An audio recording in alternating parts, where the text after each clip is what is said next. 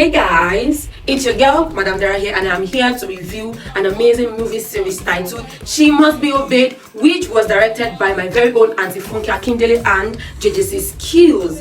Guys, this movie is amazing. If you are yet to see it, I highly recommend that you go see it because, of course, I am sure that you'll be entertained, you'll be educated, you'll be informed, and of course, you would laugh because it is unnecessary. It is very, very necessary. A major shout out to Auntie Funke for putting this up. Like the storyline, the script, the plot is amazing. It is so relatable, so amazing. So it's not even ambiguous, it's not vague, it is straight to the point. Like you are getting the gist from the beginning and it's beautiful. The plot twist also and also kudos to all the characters. Like all of you did amazing. Like you guys did so well. We had Patience Ozokwo, we had Veeiye, we had Waje, we had Michael Zurone, we had Nancy Sime, we had Bishop Ime, we had Talagu, we had Alinu, we had a lot of amazing guests. We also had guest appearances like we had Oxlade and other music stars that were there. It was amazing. I mean, every character literally worked and then brought out the best. There's nothing as beautiful in drama than acting or bodying your character. It is so amazing. It makes it relatable, it makes it amazing, and it makes it worth the while. I mean, every character here literally bodied their character and they bodied their role rather, and it came out well. Kudos again to you all. I really enjoyed every bit of it. Every character did no character fell short of their role, and they gave it and they ate and left no crumbs. Also, I'm gonna give a major shout out to the costumier. Like the costumes used in this movie, they were all amazing, all real, all like it was so gorgeous. Like the opening scene, we had Funke Akindele's scene as how that she came out and then she displayed her songs, her dress, everything that she wore, even her dancers, everything was giving. It was giving this AMVCA or Headies reality kind of show. Even Derele, when he came out to also do his own presentation, being the host, when Eniola Badmus also came out, everything was giving real. You would hardly even know that it's even a scripted movie. Do you understand? It was so real, it was so beautiful. Like I literally enjoyed it. My money did not waste that I used to watch this thing because I am so I can literally see this movie again and again and I will not get tired of it. So shout out to Funke Akindele, it's amazing. Also the setting, oh my god, what shall I gain if I talk about everything and leave the setting? The set, I mean the geographical locations used for every part of this movie. Like from the series from the episode I've seen, right, episode 1, it's everything gave and ate no crumbs. Like the opening scene where we had the awards night, the Numa awards night, how that everything was in place, was giving this AMVCA vibe. Headies Awards night vibe. Everything was looking real. The bed parlor, the house, the home, the apartment, the family house, everything. Like the setting was giving. She's apartment, everywhere was just giving what it should be giving. The radio stations and all of that. Auntie Funke makes sure that she eats and leaves no crumbs, and I am so happy that she's in the media house because she's a big force. And you can imagine any movie that she's in, she always makes us feel the vibe, like them go feel it. So the setting is amazing. Yeah, every part of it, every part of the setting is amazing. Big shout out to the directors and the producers and everyone that worked in this movie. So let's talk about the language used. Simple, straight to the point. I love the code mixing, the code switching, the pidgin, the English, the Yoruba, the proverbs, the Igbo, and everything. It was given. Amazing. I love this man Bishop Ime. Whenever he is in the movie, I like that intonation he gives. I love the chef, his co-chef. I love her own words. That was where the comedy literally came from. I love Talagu's own inside. I love the way he uses his own words. I love everything about their language. It was so simple, straight to the point, and straightforward. Okay, and let's now go straight into the movie review.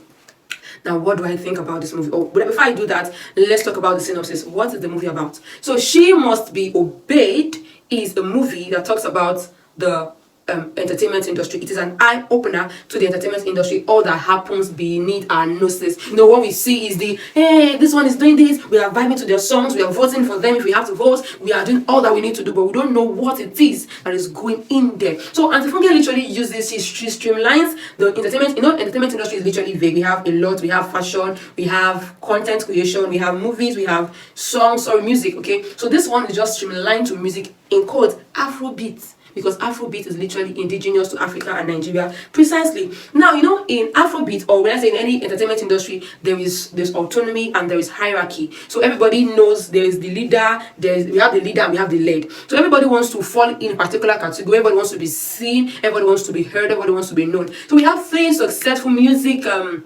stars in the presence of Funke Akindele, who played the role of She. We had Waje, who played the role of X-cite, and we have Veeiye, who played the role of Tito. So these three are competitors, alright? Even though they don't really show that they are competitors openly, but we know that they are competitors. She always wants to be ahead. She doesn't want anybody to be ahead of her. She would fight everything. She's a fighter. Naturally, she's a fighter. So she will fight tooth and nail to make sure that she's ahead of her colleagues and everything. She does not want to collaborate with anybody. She wants to be there. Now, why she does not want to collaborate is because, I'll tell you later, just calm down. So normally you see artists collaborating with this and all that, but she does not want to collaborate. She wants to do it on her own, and her things are literally classy because she's a woman of class. So these three music stars, they're competitive and they don't want anybody in their place, and they also want to maintain that class. So that is what births the rivalry and the unhealthy conflict among them. And we also see the role that social media plays in promoting unhealthy rivalries among celebrities and our music artists. So let us watch out and know how to use social media correctly. Now let's come down to She.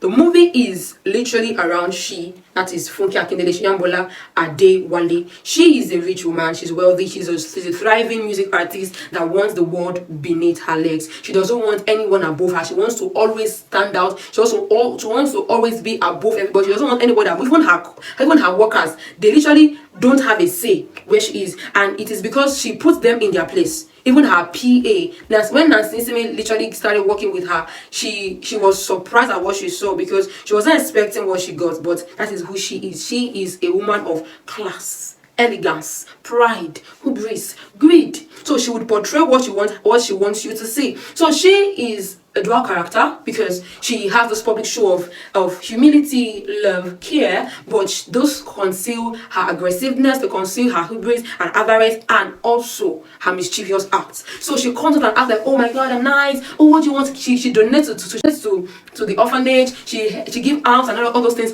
but she literally congratulates her colleagues in the open, but she instigates quarrels behind bars. So she has this dual character that keeps her audience like, why, what's this? But we know the story from what I just said earlier. So she has a dual character. She, aside being greedy and looking nice outside, she's also looking beautiful outside and looking horrible inside. Did you see her hairstyle? Like, it has a message to pass, but we'll get to know that in subsequent reviews as the series continue. All right, so she is autonomous. She wants to stand out. She doesn't want anything to happen to her fame, her popularity. She wants to be the best, the best female artist in the world. So she would make sure that she stands out first from Nigeria and Africa and all over that place. And this is literally in consonance to what we see out there in the music industry, how that one person wants to always outshine the other. She would do anything to get what she wants. She would go outside and act like she's nice and then come back and then torment them using different social media platforms and everything. She does not care about her family, her colleagues, her fans, but she acts like she literally cares, but she does not care. I think Veeye's mother calls her Adarani. I'm sorry, I'm not a Yoruba girl. Okay, I would rather speak it in English. I'll translate it. It says this proverb. It says she's good on the outside and not good to those that are related to her. That is that's a bad characteristic of a person. So that is how she is. And that particular part question, like I had certain questions in mind that I probably ask she when I see she. All right, so that we have learned about she and how that she wants everybody to be under her toes, be it her colleagues, her workers, her family, everybody. She always wants to stand out, and she's so secretive because of her dual personality. Now let's move on to Waje. Waje is antagonizing she's an antagonist to the protagonist, which is she. So Waje knows who she is. She might not really have a full picture, but her instinct has told her that she is not who she really thinks she is, right? And she tries to let the public know, but she's always, she's always seen as though she's blabbing. Even Tito does not really see that, but Waje literally knows what she's saying. But even though nobody's supporting her, she's against she doesn't like she for anything. That is the unhealthy rivalry, and she always wants to outshine she, but somehow she's is above her. So that keeps her, it makes her agitated, it makes her angry and all of that. So Waje is always envious or jealous or angry at she's appearance, Okay, like she need any opportunity she gets to stab, she would definitely do that. And that is how we see other music, other people in the music industry. She also calls she a low budget Beyonce. And let's move on to Tito. Tito, V. So V literally murdered the show. Like, I guess this is not V's real person character, because the V I know, the BBN ex-housemate, the V I know is this calm, calculated person, but this character, she gave it. And before I forget, Waje also bodied her character. You know, she's already in the music industry, so she somehow knows how it runs, right? So she came out and gave us what we needed to see. V also did well with how that she bodied her own character, her dance step, her singing, and everything was amazing. And just so you know, the songs that she sang, those songs are significant to her personality. All right. So another person I want to talk about is Nancy Sime. So before I talk about Nancy Sime, let's talk about the another part of this particular movie that we need to notice. Now that is the part of young and upcoming artists. I think Funke Akindele is trying to pass a message to young and upcoming artists to be careful of their quest to be popular, to be famous, to stand out and show off their talent. It's fine that we have our talent, we have talent that we want to show off, but we should be careful not to let desperacy move us into making decisions that would haunt us later. Now, we see examples in Nancy Sime and Rachel Okonkwo respectively, how that Nancy Sime wants to be part of the music industry, she wants to serve at all costs, she admires, she sees she as an idol, she wants to just be close and get affiliated to she. So luckily for her, she gets a job as she's PA, but what she came to see was different from my expectations, more like what I ordered versus what I got. She was traumatized. Like she literally explained, or she called she's working environment toxic, because she literally did not understand what was going on there. So she came in with a quest to stand out and get what she wants in the course of serving but she gets disappointed at what she gets. So another person is Rachel Okonkwo, who signs a contract with she as she's worker, like she's voice. She does not have the voice that we are thinking she has.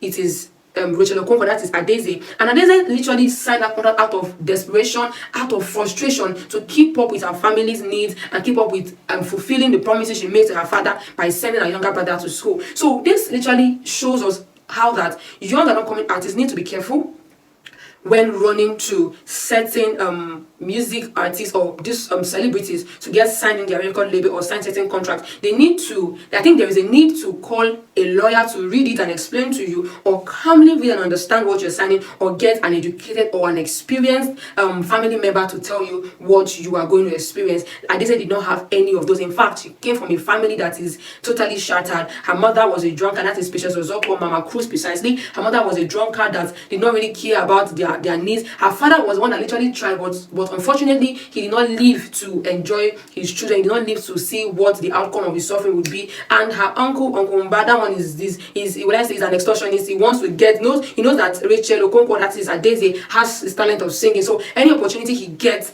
at using her to make money, he does. So is a typical example of this wicked uncle we have in Africa.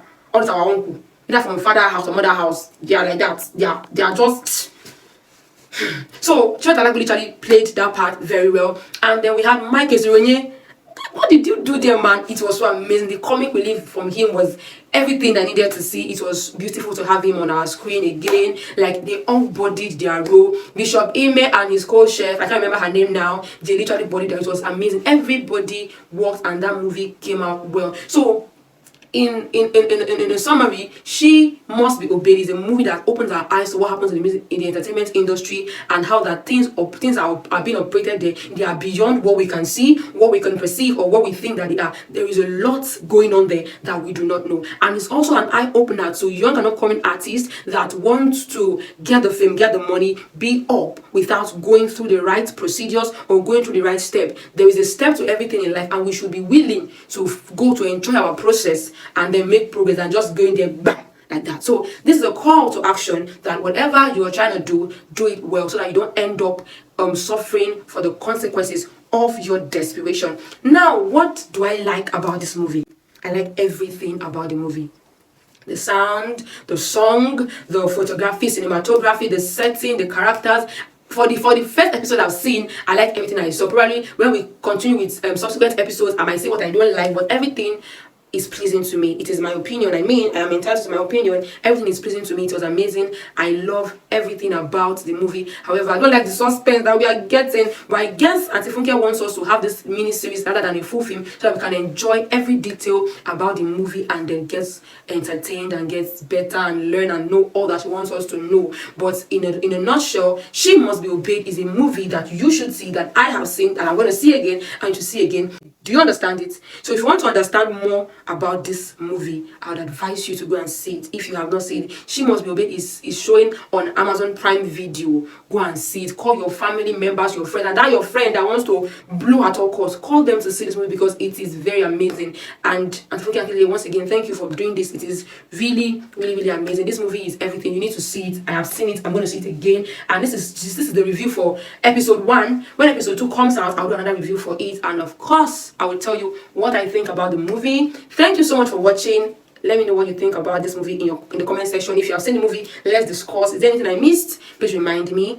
And of course, I could not talk about every other character because we still have more. We still have subsequent series, and then we will talk about it. It's a mini series. Don't worry, I'm here for you to give a review. Expect reviews from me from any movie you like. Just comment. Just give a comment. So please go and see the movie titled She Must Be Obeyed. It is premium Prime Video. See it with your family and friends, and don't forget to like this video. Please comment and please follow me on Instagram at madam_dera and subscribe to my YouTube channel at madam_dera for more information about reviews. Every kind of movie reviews you want, I'll be giving it to you hot as they hot. Thank you for staying. Thank you for watching. I love you. Flip them day to day tomorrow.